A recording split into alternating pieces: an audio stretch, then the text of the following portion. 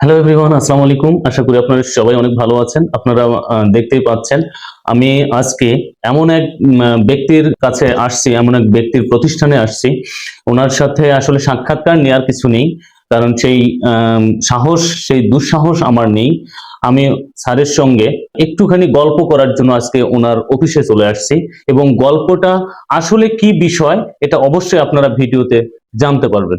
Sir, আসসালামু আলাইকুম। ওয়ালাইকুম আসসালাম। স্যার, কেমন আছেন আপনি? জি আলহামদুলিল্লাহ। স্যার, আমার জীবনের হাতেখড়ি আপনার প্রতিষ্ঠানে। স্যার, আমরা জানি সদরা তালুক সরকারি প্রাথমিক বিদ্যালয়ের প্রতিষ্ঠাতা এবং প্রধান শিক্ষক আপনি সেখানে ছিলেন। আমরাও আপনার কাছে আমাদের জীবনের প্রথম শিক্ষক আপনি।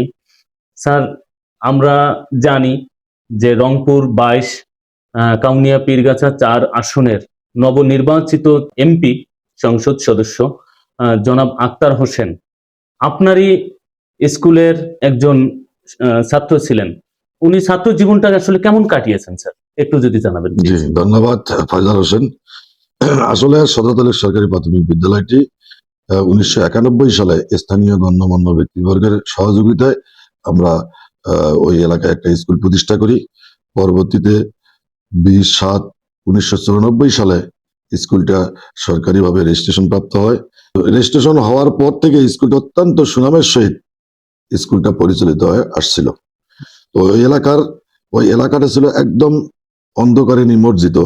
শিক্ষার আলো বলতে কিছুই ছিল না। পাশে জেলেপাড়া, 1 একর জমির মধ্যে প্রায় 500 পরিবার বসবাস করে। তো ওই স্কুলটা প্রতিষ্ঠিত হওয়ার পর ওই জেলেপাড়ার অধিকাংশ ছেলে মেয়ে তারা শিক্ষার আলো পেয়েছে এবং তারা পরবর্তীতে ভালো জীবনযাপন করেছে। ওই স্কুল থেকে পড়াশোনা করে অনেক ছেলে মেয়ে, কেউ পুলিশ হয়েছে, কেউ ওসি, কেউ ডাক্তার, কেউ ইঞ্জিনিয়ার, অনেক কিছু হয়েছে।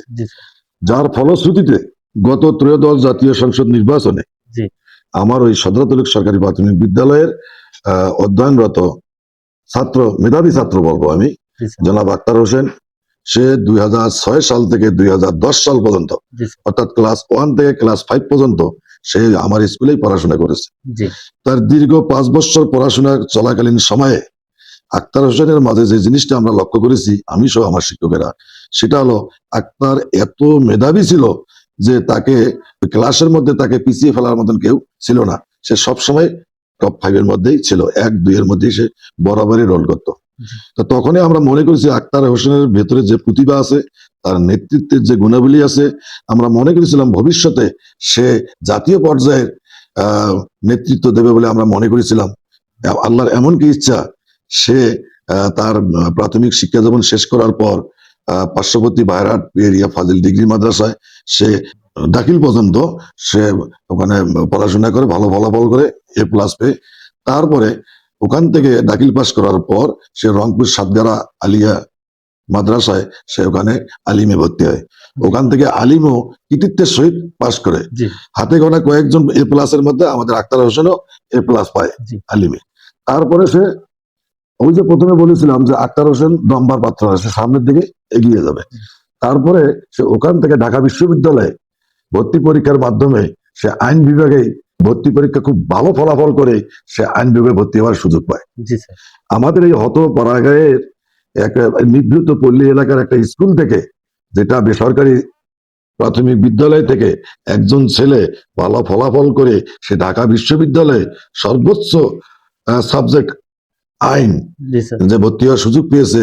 এজন্য আক্তার হোসেনের মাধ্যমেই আমাদের এই এলাকাটা অনেকটাই আলোকিত হয়েছে এবং গুণে গুণান্বিত হয়েছে। আমরা আক্তার হোসেনের সর্বোচ্চ সফলতা কামনা করছি, যে আক্তার জন্য ভবিষ্যতে কি হয়, জাতীয় নেতৃত্বে চলে আসে। সেই জন্য শুধু এলাকার নয়, সারা বাংলাদেশের নেতৃত্ব দিয়ে বাংলাদেশটাকে যেন সামনের দিকে এগিয়ে নিয়ে যায়। আক্তার হোসেন ঢাকা ভার্সিটিতে ভর্তি হওয়ার পর 2018 সালে, সম্ভবত 2018 সালে বিশ্ববিদ্যালয় ভর্তি পরীক্ষা প্রশ্নপত্র ফাঁস হয়। আক্তার হোসেন, ওই যে প্রথমে বলছি, আবারও বলি যে সে দম্বার পাত্র নয়। সে যখন প্রশ্নপত্র ফাঁস হলো, সেখানে বড় লোকের ছেলে মেয়েরাই ভর্তি পরীক্ষার সুযোগ করলো দুর্নীতির মাধ্যমে। আক্তার হোসেন একাই আমরণ অনশনে বসে যায়। যখন আমরণ অনশনে বসে যায়, বিশ্ববিদ্যালয় কর্তৃপক্ষ ওই পরীক্ষাটাকে বাতিল করে আবার নতুন করে পরীক্ষা নিতে বাধ্য হয়। তখন থেকেই রাজনীতিতে তার হাতে খড়ি শুরু হয়, তখন থেকে তার সামনের দিকে শুধু চলতেই থাকে।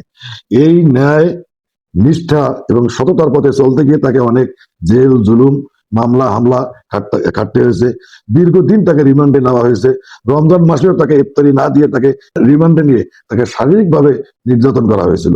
তারপরেও জেল থেকে বার হওয়ার পরেও আবার সে আন্দোলনে ছুটে যায়। ঢাকা বিশ্ববিদ্যালয়ের ডাকসু নির্বাচনে সে সমাজসেবা সম্পাদক পদে নির্বাচন করে।